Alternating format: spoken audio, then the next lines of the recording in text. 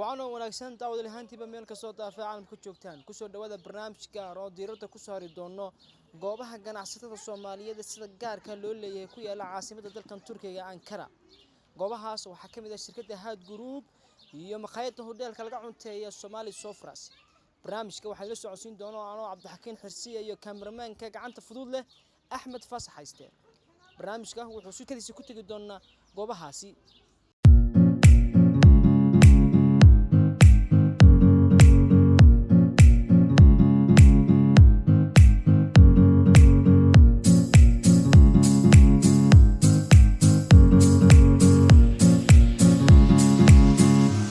waatahay iminkana waxaanu gali doonaa Somali Sofras oo ah maqaayadii ugu horeysay ee Soomaali leedahay laga furo magaalada Ankara iminka ayaanu ida gali doonaa socod wanaagsan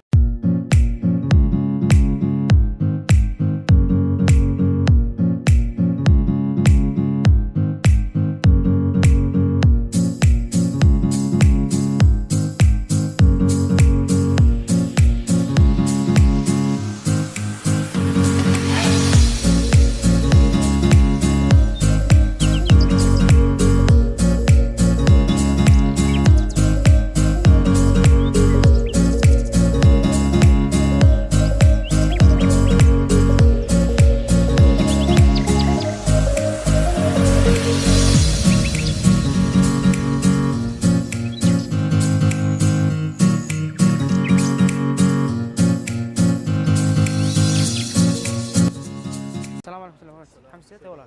كورن ما شاء الله يعني سلا socotay barnaamijkeeni baynu iska guula gali doonaa dool ka dhigo marka waxaan doonayaa iminka inaad warbixin kooban naga siiso bal Somali Sofras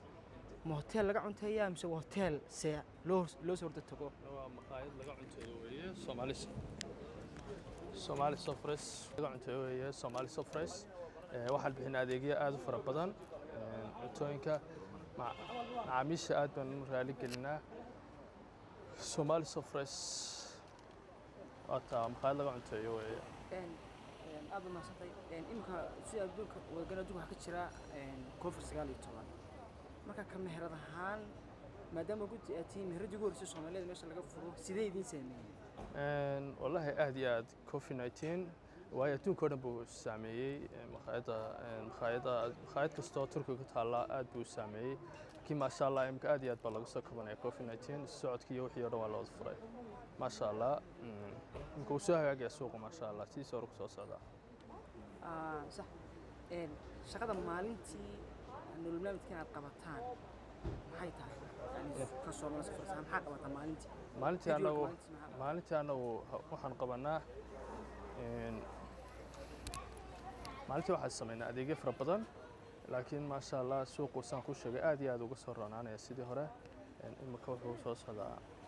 أنا وسير في سبدان مقايدة عن دارني ويشرتها لكن كل هذا سيف عم بحس هذا ما شاء الله marka loo eego dhanka ajaanibta wadanka ku naqan kulay Turkiga la degannahay iyo niman badan oo Siiriyaan ah macaamiil ma leeyihiin Turkiga ama Siiriyaan ma leeyihiin ها ياس والله معامل تركي iyo Siiriyaan بعيد والبا ajaanibta wadamada ka yimaada qurbaha walba reer Yurub ka yimaada meel kasta oo nooga yimaada way noo yimaadaan waanu barnaa cuntada inta Soomaalida wax xitaa baanu barnaa aad bay galaan special aad bay jecel yihiin helitaanka shaqada ee Soomaalida dalka ku dhaqan sidee yahay ma 50-50 ama 100% qofka Soomaaliga shaqo uu ka helaya markuu wadanka yimaado markuu wada yimaado 50-50 weeye boqolkiiba wax la oran karo boqolkiiba 70 wax la oran karo laakiin boqolkiiba 50 soo la helaa waayo qofkii waxay noqonaysaa wadankii luqadiisa barta hadii doonayo shaqo tago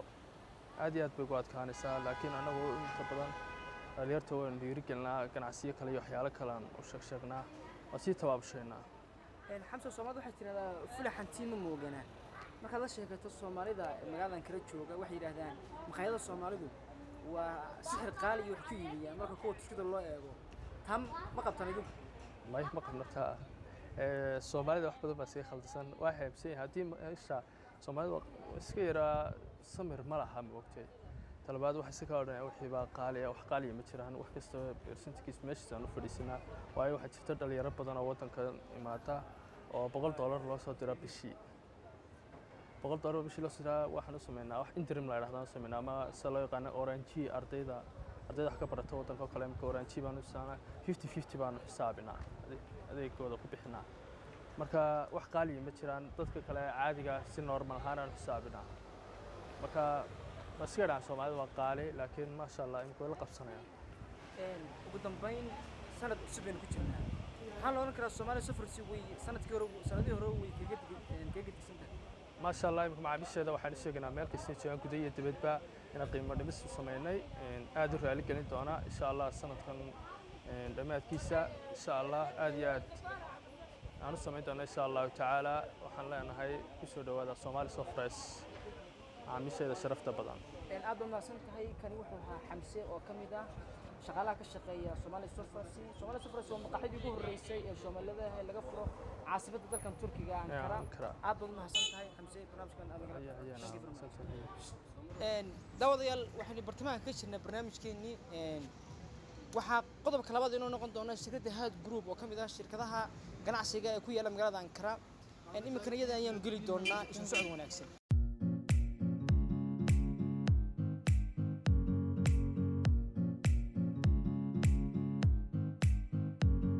waatiin daawadayaal waxaan ku socon doonaa barnaamijkeeni imika waxaan ku suganahay xafiiska shirkadda Haad Group waxaan u joognaa mulkiilaha shirkadda Axmed Xiis Cumar ahna gudoomiyaha shirkadda Haad Group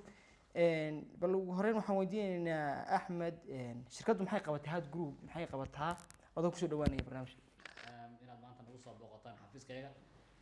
runtii shirkadda Haad Group waxaa la aasaasay dhowr sano ka hor waxa weeyaan shirkad iibisa guryaha dhistana guryaha waxay kaloo leedahay qayb kale oo ah systemyada la yiraahdo B2B-ga ama software travel agency-ga oo ay ka mid tahay shirkadaha ugu waaweyn ee ka jira waddankan Turkiga iyo Soomaaliya marka intii aanu imika ku jirnay waxaan ugu xiran macaamiil aad u fara badan dal iyo dibadba khaasatan aniga Axmed ahaana waxaan in badan deganaa waddanka London waxaan u soo guuray waddanka Turkiga marka aan opportunity-ga jira sida awgeed baan u sameynay anagoo group maaragtay inaanu helno meel investors-ku ay yimaadaan oo aan wax ku gadi karno marka saad aragtaan intii muddo ahayd shirkadda Haad Group waxay samaysay maaragtay horumar ballaaran taasoo ay ka samaysay ugu yaraan in ummad fara badan oo Soomaaliya dibad iyo dalba jirta ay ka iibiyaan guryo annagoo u marayna dhinaca sharciyada aan marnaba maaragtay ka beedhaynin dhinaca sharciga waddanka Turkiga u yaala waxaan kaloo sameynaa software-rada aanu sheegnay ah systemyada online-ka ah kuwaasoo ay imika aad u isticmaalaan maaragtay travel agency-da soo koraya waddankeena Soomaalida dib uga soo noqotay qurbihii ee waddanka timaada suluug badan baa kaga jira dalka gudihiisa waxay leeyihiin haddii madaxweyne Erdogan iyo xukuumaddiisu ay ka degto labada xisbiga kale waa laba xisbi ajaanibta nacayb taas sidoo maaraysan tahay waana su'aal meesha ku jirta runtii qurba joogta markay joogaan ba Ingiriiska waxay dhahaan conservative-ka iyo Labour-ka waxaa noo fiican Labour-ka conservative-ka way ka baqaan waddankana runtii qofkii maalgelin sameynaya iyagu way ka go'aantay inay soo dhaweeyaan way jiraan xisbiyadu oo dee Tayyip Erdogan oo kale inuu Soomaaliya tagayo Soomaalida jecel yahay laakiin Soomaalida Turki badanna waa ku nooshahay laakiin dhaliilo waa jira oo dhaliilaha dee lama waayayo laakiin runtii waxaad moodaa imika magaaladan Ankara oo kale inay ku leeyihiin ama 80 company ama 80 small business waxaana qaaday aad oo loo sheegi karo weyn ma aha laakiin waxay aad u galaan small business Soomaalidu si aad la socoto imika dunida waxa ka jira xanuun COVID-19 shirkadiina maadaama dibad iyo gudaba la idin kala soo xiriiro xagga gudaha way xirneed oo ayaamo kooban la shaqeynayay kuwa dibadda xiriirkiinu sidee yahay intii corona baad mahadsan tahay dhammaan adduunka oo dhan sida uu saameeyay coronavirus-ku halkana uu saameeyay bishii saddexaad ilaa iyo bishii lixaad xafiisyadu way xidhnaayeen wax shaqo ka soconayay ma ay jirin laakiin wadamada qaar bay dhaameen oo de imika sida ama Ingiriiska loogu dhintay ama Yurubta kale ama America loogu dhintay halkan may ahayn say la socono aad buu dhaqaalo runtii u noqday de mid aan dhaqaaqayn waayo dadka aanu ka ganacsana ama waxay ka iman jireen Yurub iyo America ama Soomaaliya marka diyaarad soo qaadaba hadii la waayay ganacsi inuusan kooban ka cabay odogto laakiin waxaad moodaa iminka inuu si aad ah usoo kordhayo oo ay dadku maaragtay aad iyo aad u imanayaan runtii. waxaa jira oo kale ingiriiska oo kale iskuuladii ayaa waxaa lagu bilaabay in caruurta loo dhigo waxyaalo casharo ah. dad badan baa markaa aada usoo guuraya. xalay oo kaliya waxaa yimid 9 qof oo Soomaaliya oo doonaya inay caruurtoodii kasoo kaxaystaan meelaha wax lagu qabanayo, laakiin Soomaalida maaragtay imanaysa wadanka waa un sidaa aragtay 2 qaybood, qayb doonaysa inay ka ganacsato iyo qayb doonaysa inay degto. marka su-aashaadi haddaan usoo noqdo ahayd siduu idin effect gareeyay, runtii waxay ahayd si aad iyo aad u ballaaran, laakiin dad baan wax la qabnay. wadamada kale Yurub oo kale dadka waa la caawinayay, laakiin Turkigu haba yaraatee ganacsatada Soomaalida ah ma uusan caawin. waxaa jira dad wadankii jooga oo idinla soo xiriiraya idinka intii koronuu jiray, sidee dadka u maareyseen yani hawshoodii sidee dib loogu bilaabi karayaa? waxaa jira waa runta dad badan baa maaragtay runtii doonaya inay halkan yimaadaan oo diyaaradii markay istaageen dhibaata ku dhacday. marka dadkii waxay inta badan la xiriirayaan safaaraddu. markaa dadka qaar waxay ku leedahay waraaqihii aad maaragtay ama caafimaad ahaadaan ama dalxiis ahaadaan dib u soo cusbanaysay maadaama 3 bilood ay dhaaftay waqtigii. marka dad nagu xidhan waa jiraan dib ugu sameynay oo aanu maaragtay usoo cusboonaysinay. kolley wax waan garanaysaa dee safaaradda unbaa ka jawaabi karta baahidooda kale dhinacaas, laakiin dadku way bilaabmayaan wayna imanayaan insha allahu tacaala. aad u mahadsan tahay. kolley Soomaalida waxay tiraahdaa fulaxantii ma moogana. Axmed, dadka wadankii jooga waxay iska qabaan sas ah in dadka inta badan lacagta laga cuno fiisayaasha wadanka Turkiga lagu soo saarayo. taa idinku maxaad ku damaanad qaadaysaa inaad fiisaha 100% qofkaas u helayo? anaga horta fiisayaasha inta badan ma soo saarno ilaa qofku de ganacsi u imanaya guri iibsanaya mooyaane ma soo saarno. dadka inta badan anagu la macaamilaa waa dad Yurub ka imanaya baasabor wata. way jirtaa magaaladan maaragtay in arrintaas iyo arrimo kaleba ay moodo inay u baahan yihiin in laga hadlo. qofku waa inuu horta marka hore la xidhiidhaa company jira oo companygu sharciyeysan yahay oo companygu leeyahay canshuur. wadankan Turkiga saa socoto sharciga ayaa aad u weyn, si lagu dhacaa aad bay adagta ilaa adigu aad ahayn dee qof sharciga dhinac maray mooyaane. hadda sharciga dhinac marto waa lagu helaya. marka waxaan odhanayaa Soomaalida kambaniyada aad la macaamilaysaan waa inay yihiin kambaniyo haysta sharciyadda ama soo saarka. laakiin suuqa qof jooga haddii aad tidhaahdo cali ii soo saar waxa uu hadhowto wadada kale ka baxo, dee maaha wax kambaniyada khuseeya. laakiin kambaniya waxaa jira register garaysan. qofku waa inuu yidhahdaa niyo waxaan rabaa waxaas registrationkaaga iyo waxaaga iyo email caddeyn waa inuu ka haystaa inuu wuxuuna kambani yahay. laakiin haddii telefoon la isu diro waxaan filaya inay arrintu iman karto inay yar xumaato. su-aasha ugu dambeysa haddaan u gudagalo waxay tahay dadka wadankii ka imanaya halkan imanaya, dadka qaar ba waxay moodaan Turkiga in markiiba laga helayo iyadoo jiraan process loo maro shaqada. ma jiraan dad aad ka caawisaan helitaanka shaqooyinka marka halkan yimaado? Turkiga dadka yimaada diyaarad kasta oo maaragtay timaada dad bay wadaa Soomaaliya.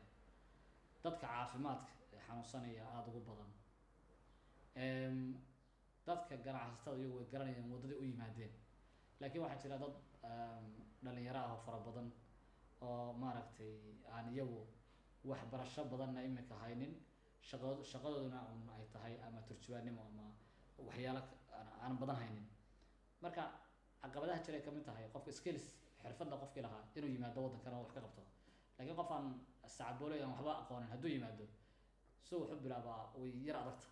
waxaana fiican in dhalinyarada imanaysa luuqadda iyo dhaqanka waddanka bay soo bartaan. dhibaatooyinka jira iminka